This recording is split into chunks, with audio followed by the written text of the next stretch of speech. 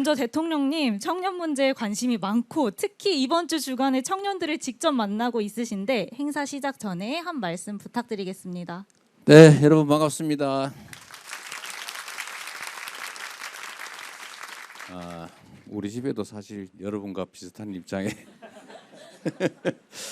청년들이 있는데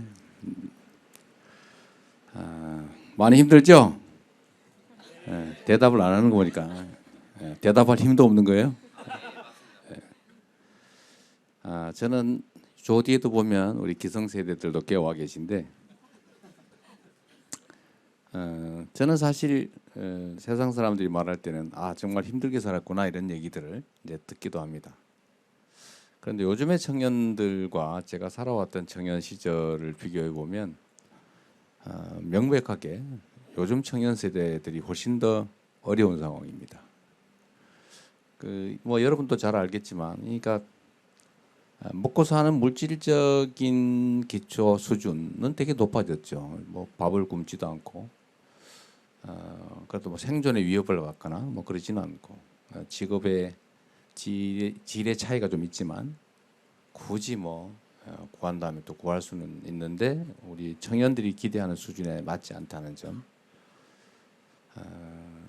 근데 결정적인 차이는 그런 것 같습니다. 미래가 희망적이냐.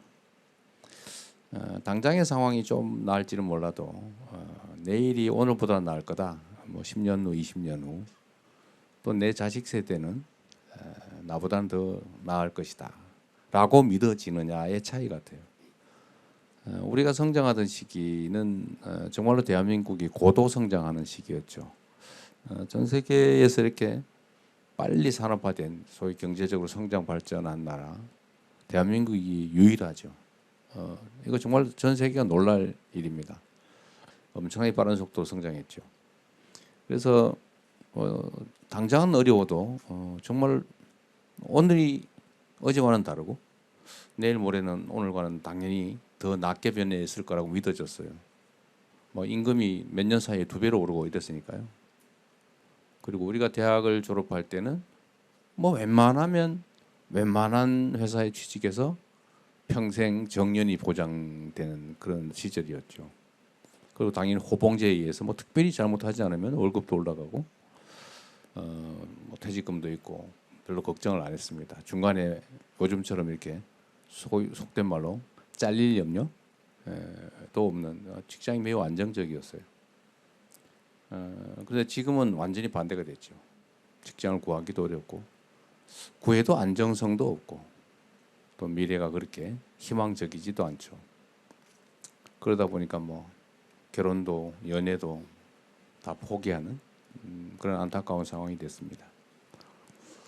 이렇게 된 데는 여러분은 아무런 잘못이 없죠. 우리 기성세대들의 잘못입니다. 이런 점들을 예측하고 충분히 필요한 대책을 만들었어야 하죠. 제가 제일 책임이 크죠. 그래서 이제는 또 새롭게 길을 열어가야 합니다. 그래서 새 정부는 이제 권한이 좀 생겼기 때문에 새 정부가 해야 될 길은 기회를 많이 만드는 거예요. 모든 문제의 출발점은 거기 있다고 봅니다. 제가 최근에 어제 저녁에 이제 청년 관련 정책 논의를 하느라고 이제 수석 보좌관 회의를 했는데 거기 통계 자료 이런 게 있더라고요. 20대 여성의 70.3%는 여성이 차별받고 있다 이렇게 생각하고 20대 남성의 70.4%는 남성이 차별받고 있다 이렇게 생각하고 있어요. 그게 아마 일면은 또 타당할 겁니다. 그래서 제가 그 얘기를 우리 여기 계신 분도 계신데 한번 의견을 물어봤어요. 왜 이러냐 했더니 한 분이 그런 얘기를 했어요. 예를 든다면 취업을 하기까지는 여성이 좀 유리한 것 같다. 남성이 차별받는 것 같다. 예를 들면 군대도 가야 되는데 가산점도 안 주고 뭐 등등. 그런데 취직을 하고 난 다음 그 단계부터는 남자가 더 우대되는 여성이 차별받는 것 같다. 예를 들면 뭐 간부도 별로 없고 상사도 별로 없고 다 남성 중심으로 조직이 돼 있고 시설도 남성 중심이고 어쨌든 유리천정 같은 게 실제로 있는 것 같아서 취직한 다음부터는 여성이 차별받고 취직하기 전에는 남성이 차별받는 것 같다. 일면도 타당하죠. 그런데 이거는 사실은 어느 세상이나 있었던 일이기도 해요. 다 상대적이잖아요. 저는 청년 세대 전체가 일종의 피해 계층이라고 생각합니다. 그런데 청년들이 원래는 그렇게 되면 청년들이 대동단결이 되잖아요. 그죠? 기성세대에 비해서 청년 세대들이 사실 매우 구조적으로 어려워진 거죠. 기회 총량이 부족해서 과거에는 경쟁을 사실 행복하게 했죠. 야, 우리 서로 누가 1등 하나 한번 해보자. 너 1등 하면 그래 축하해. 이렇게 했는데 요즘은 경쟁이 전쟁이 돼가지고 반드시 친구는 죽여야 된다. 와 비슷한 상황이 됐죠. 원하면 내가 죽으니까 이렇게 됐죠.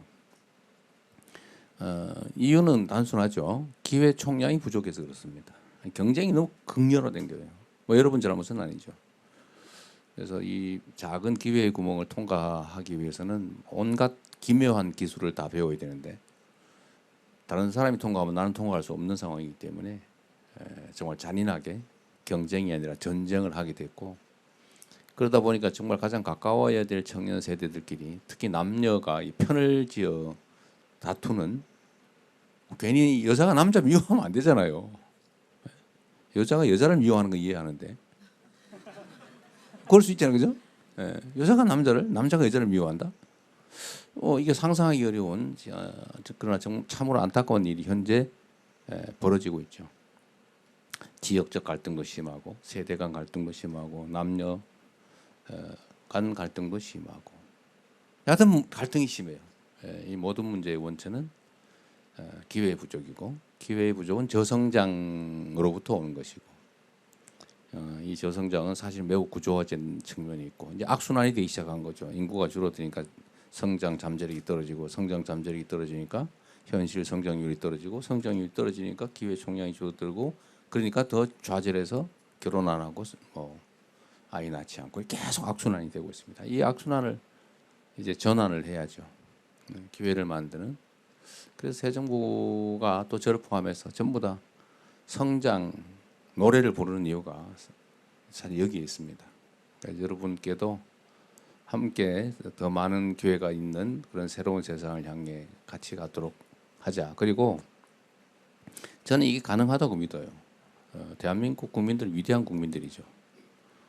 정말 이 지도를 보면 이 거대한 이 대륙이 귀퉁이에 완하게 붙어 있는데 이렇게 독립 자주국가로서 수천 년을 이어오고 지금도 남들이 보면은 막 정말 위험한 상황, 나라가 망할 듯한 또는 나라가 망한 상황 이런 상황에서도 이 정말 그 안에 사는 우리 국민들의 백성들의 힘으로 그걸 극복해 오지 않습니까? 극복할 뿐만 아니라 세계에 지금은 자랑할 만한 나라가 돼 가고 있죠. K-팝 이런 거, 예를 들면 K-푸드, K-컬처. 우리가 이제 첨단 기술, 인공지능 이런 분야에서도 주력하지만 사실 문화 부문에서 우리는 또 다른 기회가 있다고 보는데 어쨌든 전 세계가 지금 각광을 하지 않습니까? 그래서 그런 데에서도 기회를 좀 만들고 그래서 새롭게 리셋하고 또 우리가 새로운 각오로 서로 존중하고 이해하고 힘 합쳐서 통합해서 함께 나가면 새로운 길을 열어갈 수 있을 것 같아요. 여하튼 미안하다는 생각이 많이 듭니다. 오늘도 옆에 계신 여러분 미안하게 생각하고요. 그러나 또 미안하다고 그냥 좌절하고 있을 수는 없는 거고 또 다투고 세월 보낼 수는 없는 일이어서 오늘은 여러분 의견을 좀 많이 들어보겠습니다. 그리고 그 속에 답이 있겠죠, 그죠? 네. 자, 이런 기회 자주 가지면 좋겠습니다. 그리고 마지막으로 정말 대화를 좀 많이 하면 좋겠어요. 점점 전에는 이렇게 실금을 그었는데 요즘은 실선을 그을 뿐만 아니라 아예 벽을 쌓아서 접촉이 잘 안 됩니다. 어제 마이클 샌델 그 분이 똑같은 얘기를 하더라고요. 요즘은 너무 벽이 높다. 그런 말씀을 잠깐 했어요. 제가 잠깐 봤는데 우리는 대한민국 국민들이니까 같은 공간 안에 살고 협력해야 되기 때문에 노동자와 기업인들이 청년과 기성세대들이 특히 청년 남성과 청년 여성들이 대화를 많이 하면 좋겠습니다. 네, 고맙습니다.